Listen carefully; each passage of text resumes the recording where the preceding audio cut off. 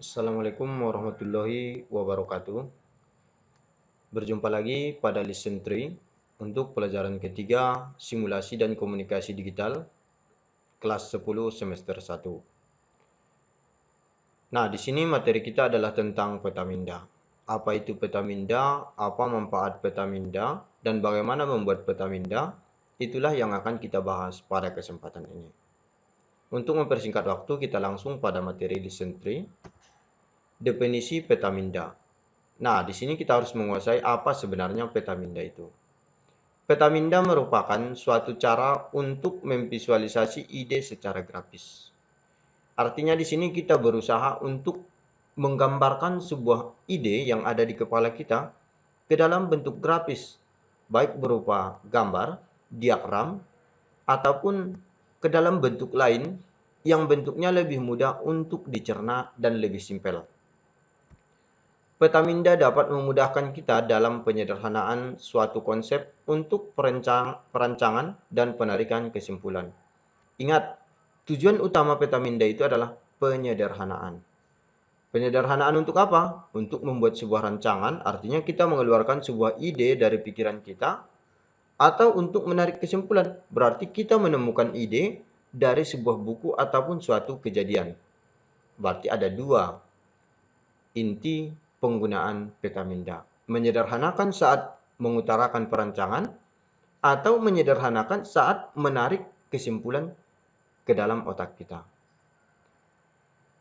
Kata kuncinya ingat, petaminda adalah cara untuk memvisualisasi ide secara grafis, berarti menggambarkan ide ke dalam bentuk grafis.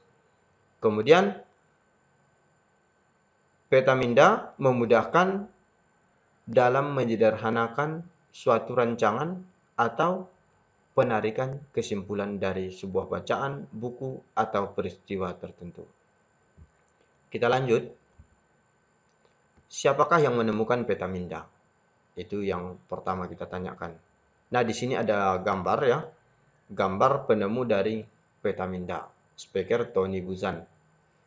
Di sini speaker maksudnya beliau ini adalah seorang pembicara ya, seorang yang menemukan konsep petaminda itu, yang mengutarakan ataupun yang memperkenalkannya kepada orang banyak. Apa itu petaminda? Petaminda dibuat oleh Tony Buzan tahun 1974 berdasarkan cara kerja otak kita dalam menyimpan informasi. Beliau itu menggagas konsep ataupun menemukan ide dari prinsip kerja otak manusia. Beliau memahami tentang prinsip kerja otak manusia hingga muncullah sebuah ilmu yang disebut dengan petaminda.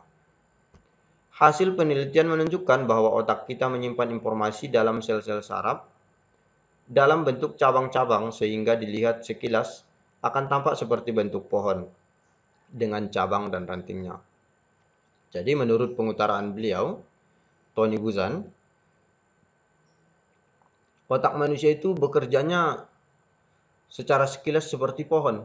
Ada batang, ada ranting, kemudian sampai dengan cabang-cabang ranting hingga sampai pada ujung daunnya.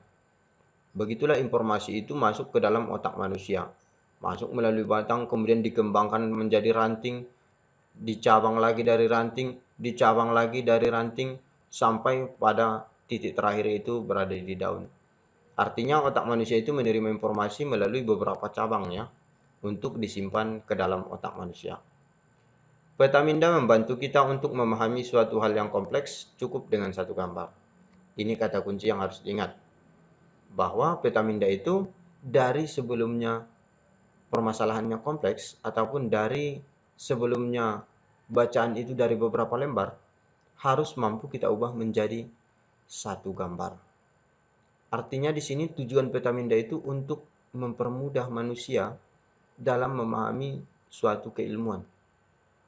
Kalau ibaratkan saya kasih satu bab, perangkat keras komputer. Perangkat keras komputer terdiri dari ini segala macam saya jelaskan panjang lebar.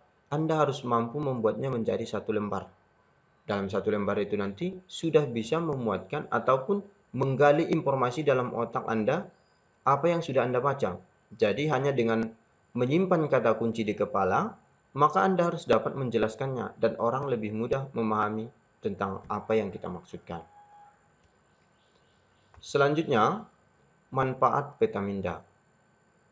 Kenapa Pak kita harus belajar tentang petaminda? Apa rupanya kelebihan petaminda? Apa manfaatnya kepada manusia? Nah, itu di sini ada 8 poin menurut Tony Busan. Yang pertama, merangsang bekerjanya otak kiri dan otak kanan secara sinergis.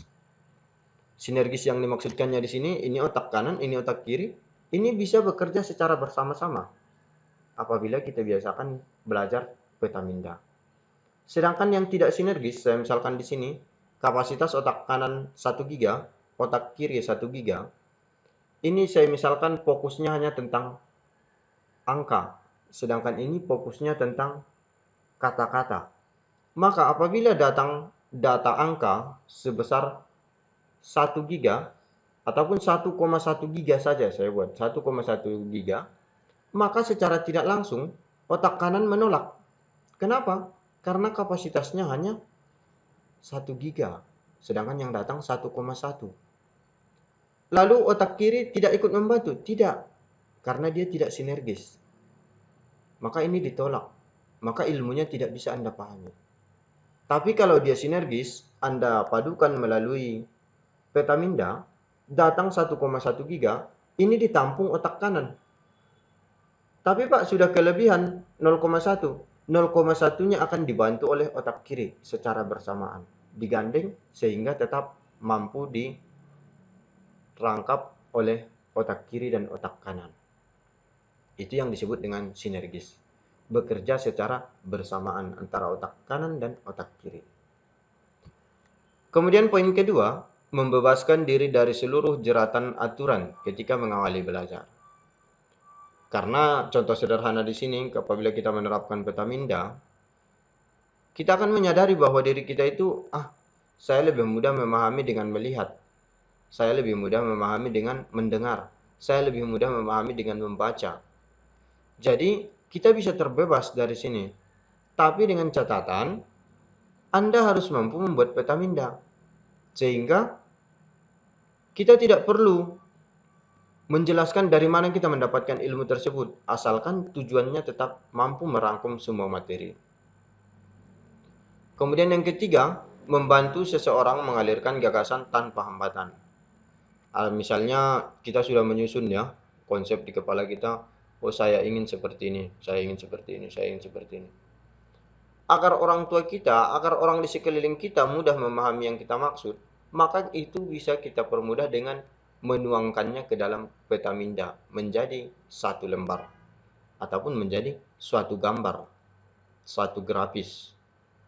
Kemudian yang keempat, membuat rencana atau kerangka cerita. Ini jelas ya, kita bisa membuat rencana atau kerangka cerita ke dalam bentuk susunan peta konsep ataupun petaminda.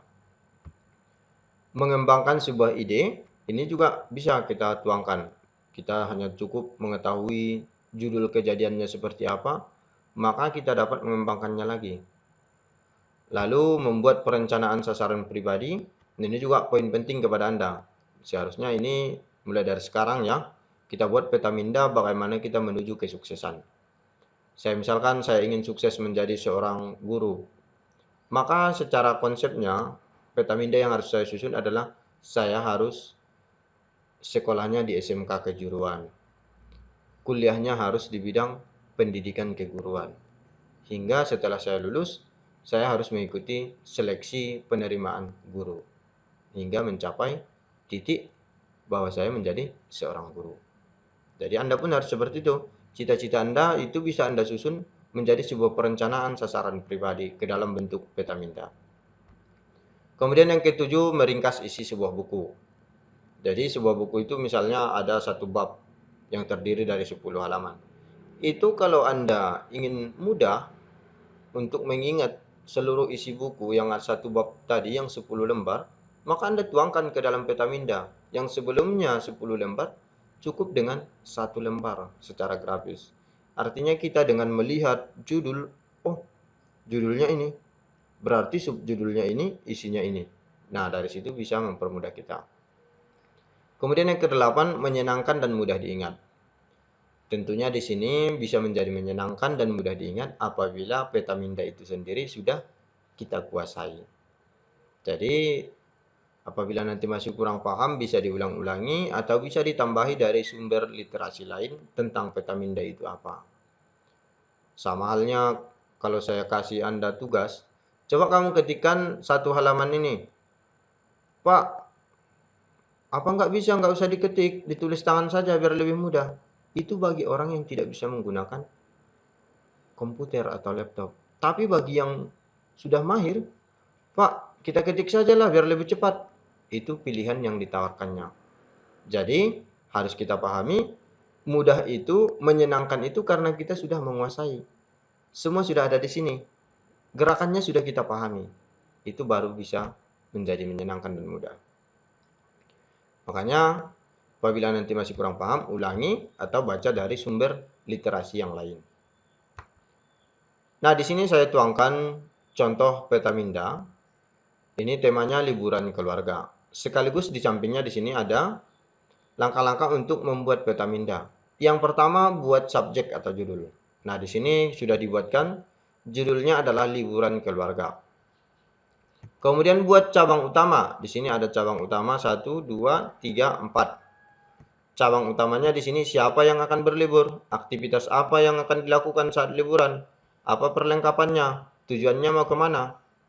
Ini contoh Petaminda. Kemudian kembangkan cabang utama berdasarkan hubungan yang relevan. Hubungan relevan maksudnya di sini harus sejalan ya. Jangan temanya liburan keluarga, kemudian aktivitasnya kamu buat di sini memasak. Ini tidak sejalan ya kan? Masa liburan memasak? Itu tidak sejalan. Atau aktivitasnya kamu buat di sini misalnya menggali tanah. Apakah itu masih termasuk liburan? Tidak ya.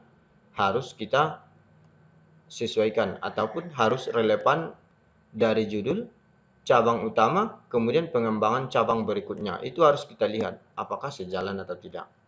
Dan itu harus sejalan untuk membuat Petaminda itu menjadi lebih mudah untuk dipahami. Jadi pada kesimpulannya ada 3 ya. 3 pokok dalam pembuatan Petaminda. Tentukan judul, buat cabang utama, lalu kembangkan cabang utama dengan hubungan yang relevan. Lanjut, di sini ada tugas untuk pengembangan diri Anda agar Anda lebih paham. Jadi bacaan ini nanti silakan dibaca dulu, dipahami sekaligus menambah wawasan Anda tentang bidang komputer ya.